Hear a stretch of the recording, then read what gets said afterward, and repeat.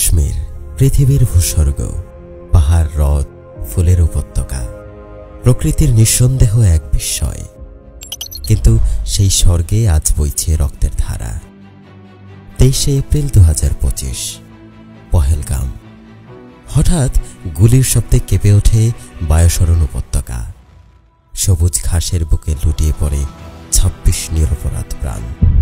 বলা হয় সন্ত্রাসবাদী হামলা, কিন্তু প্রশ্ন একটাই, কে এই সন্ত্রাসবাদী?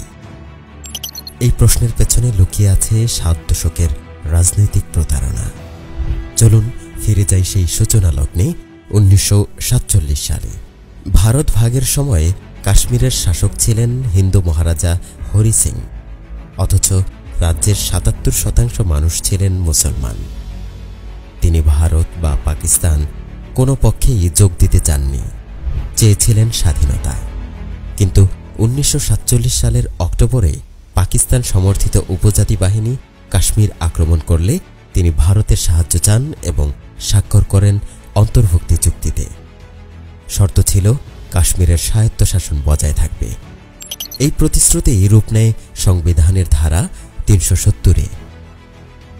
আজ কাশ্মীর 3 ভাগে বিভক্ত।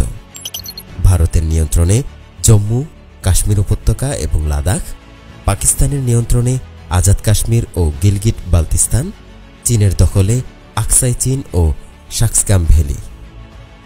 Line of control LOC 740 kilometre দীর্ঘ সীমান্ত, যেখানে প্রায়ই সংঘর্ষ ঘটে। কাশ্মীর উপত্যকায় 97% মুসলমান, জম্মুতে 62% হিন্দু, 33% মুসলমান, লাদাখে 46% বৌদ্ধ এবং 40% মুসলমান, পাক অধিকৃত কাশ্মীরে 99% মুসলমান। এই সংখ্যাগুলো কেবল পরিসংখ্যান নয়, এগুলো ইতিহাসের চাপাকান্না। 2019 সালে ভারতের সংবিধানের ধারা 370 বাতিলের পর কাশ্মীরে নামে এক দীর্ঘ অন্ধকার। মোতায়েন হয় 9 লক্ষ সৈন্য, বন্ধ হয় ইন্টারনেট, সীমিত হয় সাংবাদিকতা, কাশ্মীর পরিণত হয় বিশ্বের সবচেয়ে বড় ওপেন এয়ার কারাগারে। কিন্তু এই নিপীড়নের ইতিহাস আরও দীর্ঘ। 1989 থেকে 2023 পর্যন্ত 70,000-এরও বেশি মানুষ নিহত, 8,000-এরও বেশি মানুষ গুম, 229 বেসামরিক নিহত এবং 4,000-এরও অধিক গ্রেফতার।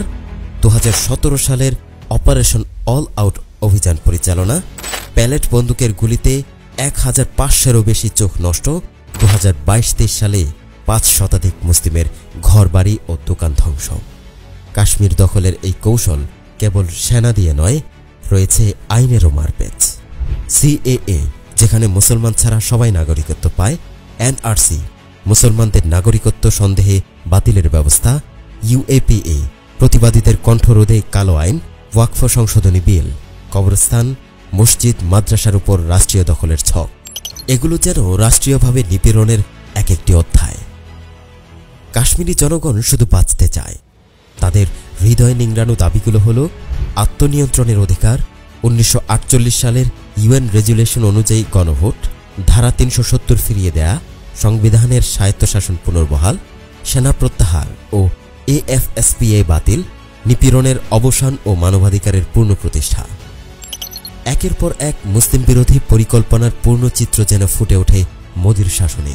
বর্ণবাদী ও সন্ত্রাসবাদী কার্যক্রম আজ কাশ্মীরকে বানিয়েছে যুদ্ধভূমি। তিনি ভুলে গেছেন ভারতকে গড়তে সবচেয়ে বেশি রক্ত দিয়েছেন মুসলমানরাই। আজ বিজেপি যেন উপমহাদেশে অভিশপ্ত ইহুদিবাদের ছায়া। কিন্তু ভারত ফিলিস্তিন নয়, কাশ্মীর গাজাও নয়। ভারতের চারপাশে বাংলাদেশ, পাকিস্তান, আফগানিস্তান, আর কেউ নীরব নেই। হে আল্লাহ, ফিরিয়ে দিন ইনসাফ, ফিরিয়ে দিন সেই নেতৃত্ব যারা থাকবে মজলুমের পাশে, যারা লড়বে কাশ্মীরের আজাদির জন্য। কাশ্মীর আজও প্রশ্ন করছে, আমার কি অপরাধ?